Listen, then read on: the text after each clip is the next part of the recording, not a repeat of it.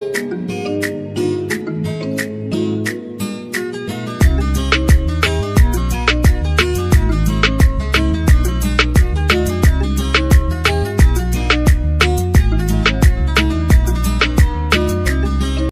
Two astro console. আজকের বিষয় বৃশ্চিক রাশি, বিশাখা নক্ষত্র রাশিফল জুলাই 2024।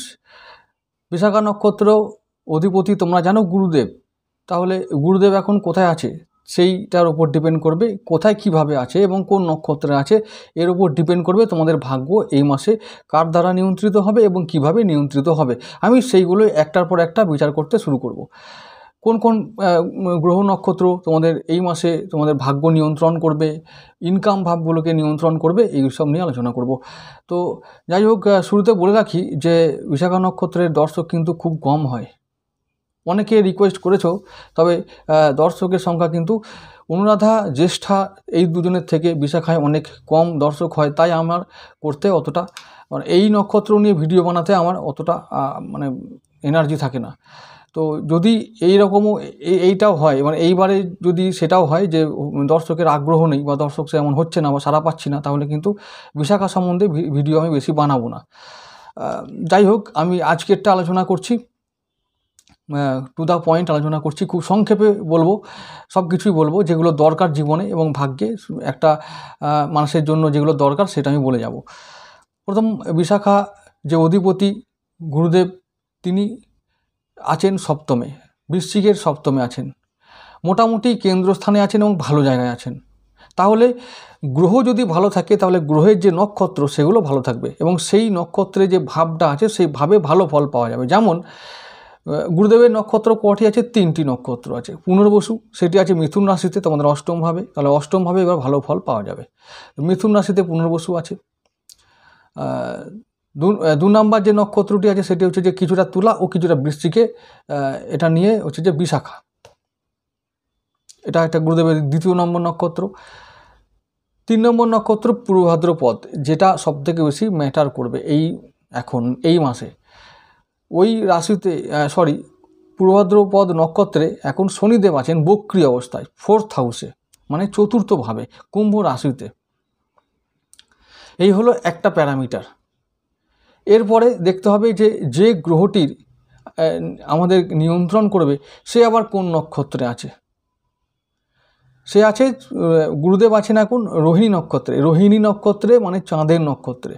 তাহলে চাঁদের নক্ষত্রগুলোও কিন্তু ভালো ফল দিতে শুরু করবে। তাহলে চাঁদের কটা নক্ষত্র? 1 হচ্ছে রোহিণী, 2 হচ্ছে হস্তা, 3 হচ্ছে শ্রবণা। তাহলে এই সপ্তম ভাব অর্থাৎ রোহিণী সপ্তম ভাবই আছে। একাদশভাবে হস্তায় কেতু আছে এখন, ওখানে কেতুদেব আছেন তোমাদের মিত্র গ্রহ। তাহলে এটা ধরে নিতে পারি যে একাদশভাবে যেহেতু কেতু আছেন এবং কেতু চাঁদের নক্ষত্র আছে এবং চাঁদ ভালো ফল দেবে, তাহলে ধরে নেব যে ইনকাম ভালো হবে। একাদশ ভাবটা ইনকামের ভাব, তো উপার্জন ভালো হবে। শ্রবণা কি বলছে? শ্রবণায় যে নক্ষত্রটা আছে বা যে ভাবটা আছে সেই ভাবটা হচ্ছে তৃতীয় ভাব, এবং তৃতীয় ভাব হচ্ছে এই ভাই বোন, আত্মীয় স্বজন, পাড়া প্রতিবেশী, এরা আমাদের সমর্থনে এগিয়ে আসবে এই মাসে। এরা সমর্থন দেবে আমাদের সমস্ত কাজে, এরা আমাদের পাশে থাকবে এই মাসে।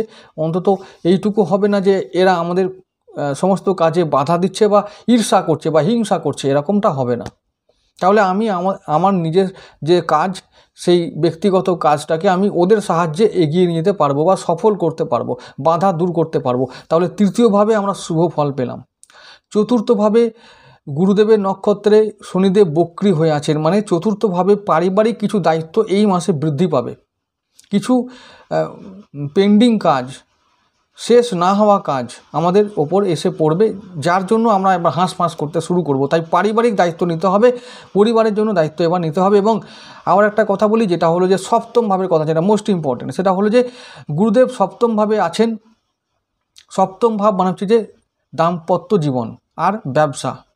তাহলে দাম্পত্য জীবনে মধ্যম মানে শান্তি বজায় থাকবে। দাম্পত্য জীবনটা যেরকম শান্তিটা খুব পাওয়া মুশকিল, তাও বললাম যে যেহেতু গুরু আর চাঁদের একটা সঙ্গম বা সহাবস্থান, মানে সহাবস্থান বলবো না, এটা সংযোগ বলবো, আছে, তাই বলবো যে মোটামুটি চেষ্টা করলে দাম্পত্য জীবনে এই মাসে একটু শান্তি বজায় রাখা সম্ভব, মধ্যম মানের দাম্পত্য জীবন হবে। আবার বলছি ব্যবসার ক্ষেত্রে, ব্যবসাতে কী হবে, গুরু আর চাঁদের যেহেতু সংযোগ, তাই ব্যবসা বাণিজ্য ভালো হবে। তৃতীয় ভাবে যেহেতু চাঁদের নক্ষত্র আছে, ওই তৃতীয় ভাব যদি আমি প্রচেষ্টা করি বাহুবল দিয়ে, আমি যদি এফোর্ট দিই, তাহলে আমি ব্যবসায় উন্নতি এই মাসে করতে পারবো, আমদানি করতে পারবো। ওই যে চাঁদের আরেকটি নক্ষত্র হস্তা আছে ওই বুধের ঘরে কন্যাতে, কেতু যেখানে আছেন এখন একাদশভাবে, তাহলে আমি ডেফিনেটলি বলতে পারি যে ইনকাম এ মাসে নিশ্চিত এবং ব্যবসার দ্বারা ইনকাম নিশ্চিত। আরেকটি ব্যাপার, এই অষ্টমভাবে মিথুন রাশিতে পুনর্বসু নক্ষত্র আছে, তাহলে পুনর্বসু নক্ষত্র মিথুন রাশিতে থাকার জন্য পুনর্বসু নক্ষত্র ভালো ফল দেবে। তাহলে অর্থাৎ আমরা অষ্টমভাবেও ভালো ফল পাবো। তাহলে এইটা বলা যায় যে আমরা যদি কোনো কাজে হাত লাগাই এ মাসে, কোনো বাধা দূর করার কোনো কাজে হাত লাগাই এ মাসে, তাহলে অষ্টমভাবে যে অদৃশ্য শক্তি যেটা বাধা আমাদের সব সময় দিয়ে চলেছে, সেটা অনেকটা কম বাধা দেবে, আমাদের সেই বাধাগুলোকে দূর করার কাজে সাহায্য করবে। অষ্টমভাবে ভালো ফল পাবো আমরা। তাহলে কি হলো, ইনকাম ভালো হলো, ব্যবসা ভালো হলো, দাম্পত্য জীবন মধ্যম হলো, পারিবারিক শান্তি বজায় থাকলো, কিছু পেন্ডিং কাজ করার দায়িত্ব আবার বর্তালো, পরিবার নিয়ে ভালো থাকবো। আর তৃতীয়ভাবে বাকি সমস্ত আশেপাশের মানুষদেরকে পাশে পাবো।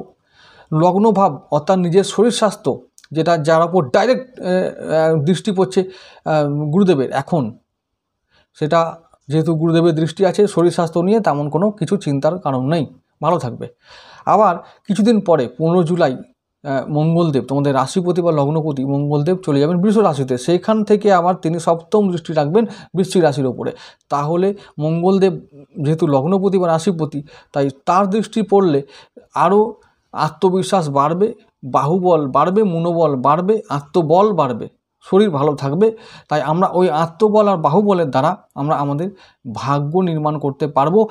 আর এইটাই এই কারণে বললাম যে বৃহস্পতি মঙ্গল ওর সঙ্গে আবার জুলাই মাসের প্রথম সপ্তাহ এবং শেষ সপ্তাহ চাঁদ জুড়ে যাবে, তোমাদের ভাগ্যবতী চন্দ্র ওখানে সহাবস্থান করবে। ওই দুটো গ্রহের সঙ্গে চন্দ্রের সহাবস্থানের ফলে ত্রিগ্রহী যোগ তৈরি হবে, সেটা একটা শুভ সংযোগ এবং এর ফলে তোমাদের ভাগ্যে উন্নতি হবে, শুভ ঘটনা ঘটবে, শুভ প্রভাব পড়বে। তাহলে বিশাখার জন্য এই মাসে অর্থাৎ জুলাই মাসে ভালো ফল নিশ্চিত সমস্ত দিক থেকে। ইনকাম হবে, আমদানি, সবথেকে বড় কথা হলো আমদানি হবে এবং হঠাৎ করে আমদানি হবে, ফাটকা ইনকাম হবে। আবার বলছি বুধের যারা কাজ করো, বিশেষ করে ট্রান্সপোর্টের যারা কাজ করো, যারা ট্রাভেল এজেন্সিতে কাজ করো, ট্যুরিজমে কাজ করো, হসপিটাল হোটেলে যারা কাজ করো, তারপর হচ্ছে যে অনলাইনে যারা কাজ করো, যারা আইন আদালতের জায়গায় বা কোর্ট কাছারিতে যারা কাজ করো, এবং যারা অ্যাকাউন্টসের কাজ করো, যারা রিসার্চের কাজ করো, যারা অধ্যাপনার কাজ করো, তাদের জন্য এই মাসে ভালো সময় আসছে। যারা সোশ্যাল মিডিয়াতে কাজ করো, তাদের জন্য এই মাসে ভালো সময়। বৃশ্চিক রাশি বিশাখা নক্ষত্র এই মাসে এই সমস্ত ফিল্ড থেকে ভালো ভালো কাজ পাবে, সুযোগ পাবে, কর্মে পরিবর্তন হবে, কর্মে গতি আসবে। কারণ ওই যে বুধদেব তিনি আবার সিংহ রাশিতে আসবেন, অষ্টমপতি হয়ে সিংহ রাশিতে আসবেন, তখন কর্মে গতি আসবে। বুধ তখন মঘা নক্ষত্রে থাকবে, সব থেকে বড় কথা। বুধ মঘা নক্ষত্রে যখন থাকবে তখন ওই 20 জুলাই পর থেকে তখন একটা এই যেহেতু মঘা কেতু নক্ষত্র এবং কেতু তোমাদের মিত্র গ্রহ, তাই তোমাদের কাজে গতি আসবে, কর্মজগতের সমস্ত বাধা তোমরা অনায়াসে দূর করতে পারবে। ওই যে বললাম প্রমোশন, বদলি, উন্নতি, বেতন বৃদ্ধি একদম অনিবার্য। তো বৃশ্চিক রাশি বিশাখা নক্ষত্র তোমাদের বলবো যে চিন্তা করার কোনো কারণ নেই, খুব সংক্ষেপে বলার চেষ্টা করলাম, সার্বিক কল্যাণকারী মাস হবে তোমাদের, চিন্তার কোনো কারণ নেই। যদি বৃশ্চিক রাশি বিশাখা নক্ষত্র বৃশ্চিক লগ্ন হয় তাহলে অবশ্যই পোখরাজ পড়বে, রক্ত প্রবাল পড়বে, তার সঙ্গে চুনি পড়লে আরও ভালো হয়, এবং তার সঙ্গে নারায়ণের পুজো, বিষ্ণু সহস্রনাম জপ, হলুদ সুতো বাঁধা বা হলুদ পোশাকের ব্যবহার করা, হলুদ খাওয়া এবং গুরুমন্ত্র জপ করা, এগুলো সঙ্গে করলে তোমাদের জীবনে ও ভাগ্যে থাকা সমস্ত বাধা নিমেষে দূর হবে। আজকে এটুকু থাক।